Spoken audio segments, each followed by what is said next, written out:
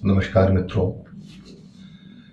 बहुत दिनों के बाद नाट्यशास्त्र पर चर्चा पुनः प्रारंभ कर रहा हूं। इस वक्त जैसी परिस्थितियां हैं कोविड को लेकर के, वो तो अपनी जगह है ही, पर हमें अपने अपने स्थान पर बैठकर जो कुछ भी हम कर सकते हैं उसको तो किए बिना काम चलेगा नहीं।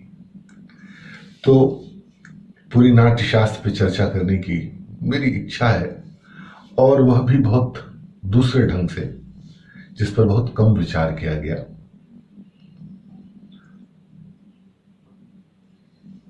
जैसा कि इसके पहले के अंक में मैंने आपसे चर्चा की थी कि उसकी भूमिका को केंद्र में रख करके और नानाविध नाट्यशास्त्र की परंपरा को केंद्र में रख करके, और अंतिम अंक में जहां तक मुझे याद आ रहा है कि उन 36 अध्यायों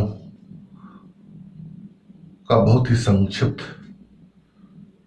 कुछ बातें मैंने रखी थी और कहा था कि धीरे धीरे इन 36 अध्यायों की हम चर्चा करके फिर नाट्यशास्त्र को हम आगे पढ़ने और समझने की कोशिश करेंगे। हालांकि नाट्यशास्त्र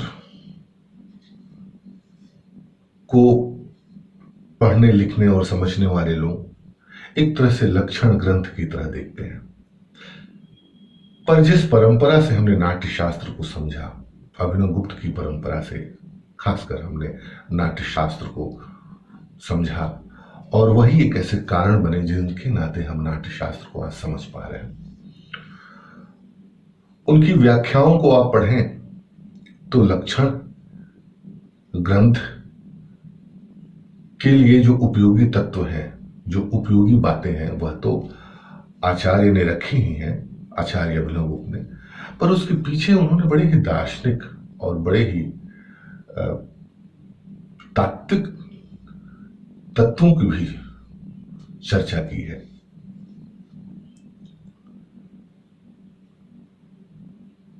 जहां तक उनका उद्देश्य था कि भारत की जो प्राचीनतम परंपरा है, कला की प्राचीनतम परंपरा, उसको तो सुरक्षित रखा ही जाए, पर जो भारत की दृष्टि रही है कलाओं को लेकर के, विज्ञान को लेकर के, साहित्य को लेकर के, जीवन को लेकर के, उसके पीछे की जो भारतीय दृष्टि रही है उसको भी साथ लेकर के चला जाए। क्योंकि नाट्यशास्त्र आचार्य भरत के जो सूत्र थे वो ऐसे बिखरे पड़े हुए थे कि उसको समझने में एक लंबा समय निकल गया, और ये दुर्भाग्य है कि ये परंपराएं मौखिक परंपराओं में ही बची रही। चिट्टफिट इनके जो ग्रंथों के जो सूत्र थे वो अलग अलग पंडितों के पास रखे रहे। उन लोगों ने अपने अपने ढंग से इसकी व्याख्या की, अपने अपने ढंग से इसको अपनी परंपराओं में आगे बढ़ाया। पर आचार्यों की परंपरा में आचार्य अभिनवगुप्त एक ऐसे व्यक्ति, एक ऐसे महर्षि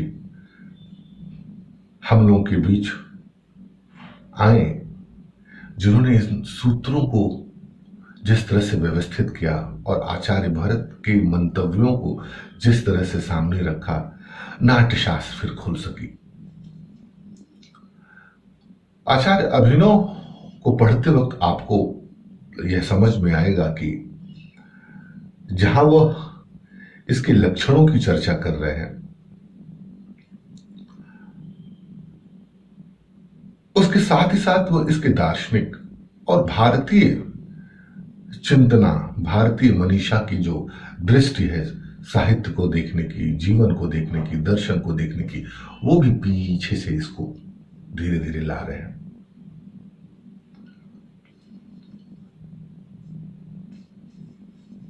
यह ऐसी परिस्थिति थी कि जब नाट्यशास्त्र आचार्य अभिनव के बाद खुला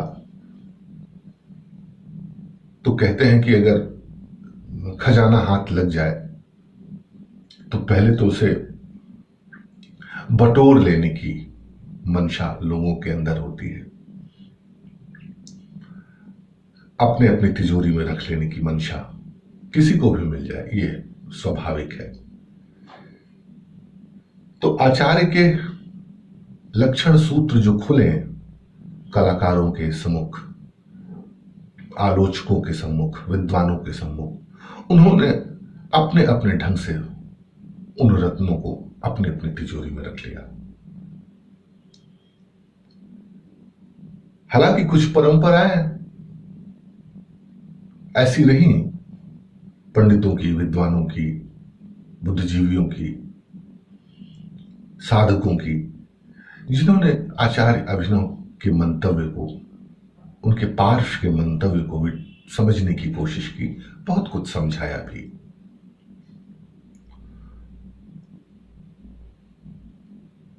छत्तीस अध्यायों की विभक्ति को समझने के पीछे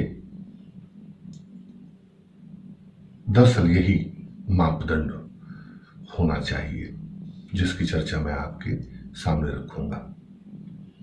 पर ऐसा नहीं है कि उन 36 अध्यायों की चर्चा मैं केवल दार्शनिक परिप्रेक्ष्य में करना चाहूंगा। बहुत सारे सूत्र जो तंत्र में भी धीरे धीरे नाट्य के नाते विकसित हुए, मंदिरों की मूर्ति में जो विकसित हुए, आप आगे आने वाले अध्यायों में मैं इसकी चर्चा करूंगा कि जो विभिन्न मुद्राएं आपको देवी देवताओं की दिखाई पड़ती हैं, वह दरअसल नाट्य के नृत्य की मुद्राएं हैं, जिनके सूत्र बहुत दिनों तक खोले नहीं गए थे भारत में। पर कुछ परंपराएं थी जो इनका विकास अपने अपने देवालयों में, अपने अपने मंदिरों में अपने अपने ढंग से कर रहे थे। उनका एक अलग अध्याय होगा, उन पर एक अलग ढंग से हम चर्चा करेंगे। पर कुछ विशेषज्ञों, वैदिक विशेषज्ञों का यह भी मानना है कि नाट्य की परंपरा तो बाद की परंपरा रही। वैदिक परंपरा में जो यज्ञों की परंपरा थी,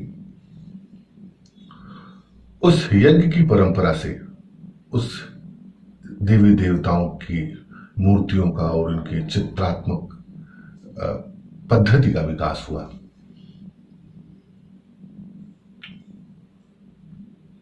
यज्ञ में जहां तक मेरी स्मृति काम कर रही है, एक यज्ञ में सबसे पहले ब्रह्म की मूर्ति की स्थापना की गई थी स्वर्ण पत्र में। आगे चर्चा में मैं उस नाम का भी उल्लेख करूंगा, अभी स्मृति में नहीं है।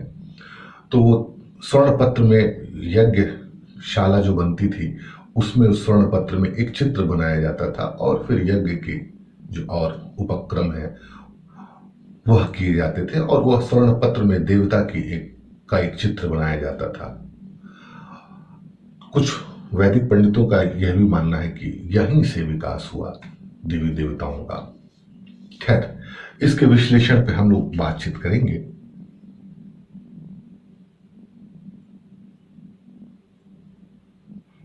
पर मेरा यह मानना है कि यह एक उदाहरण हो सकते हैं देवी देवताओं के विकास को लेकर के।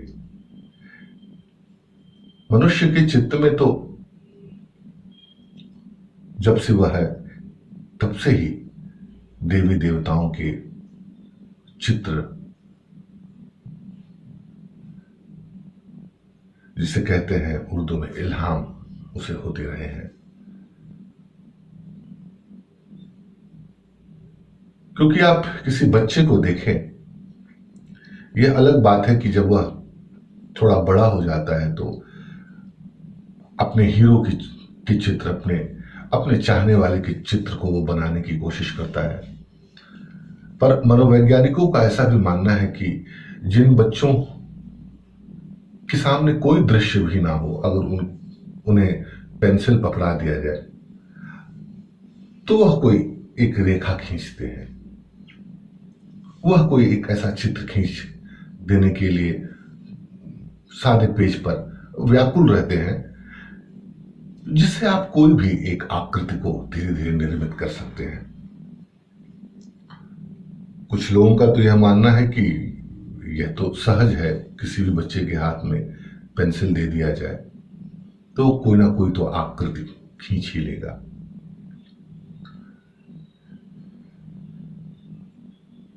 तो यह जो कोई ना कोई आकृति का विज्ञान है, दरअसल मैं समझता हूं यही देवी देवताओं की भी मूर्ति का और चित्र का विज्ञान हुआ, क्योंकि आकृति के बिना मनुष्य रह ही नहीं सकता। और आकृति की दृष्टि जो उसके अंदर डेवलप होती है, वही अपने अपने देवताओं को अपने अपने ढंग से चित्रित कर लेती है।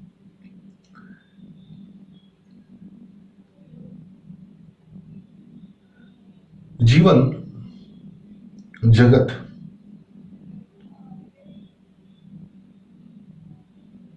जिसका विस्तार असीम है,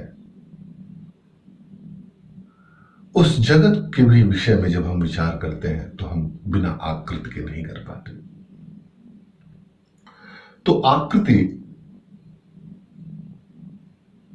ईश्वर को समझने की, जीवन को समझने की एक ध्यान पद्धति हो सकती है। और आकृतियों को लेकर के तो विभिन्न ध्यान पद्धतियां बाद में विकसित भी हुई। खैर, ये एक अलग विषय है। तो नाट्यशास्त्र के जिन 36 तत्वों की बात मैं आपके सामने रखूंगा या रख रहा हूं, वह लक्षण के साथ साथ उनके दार्शनिक और आध्यात्मिक और तांत्रिक पक्षों पर भी आधारित रहेंगे।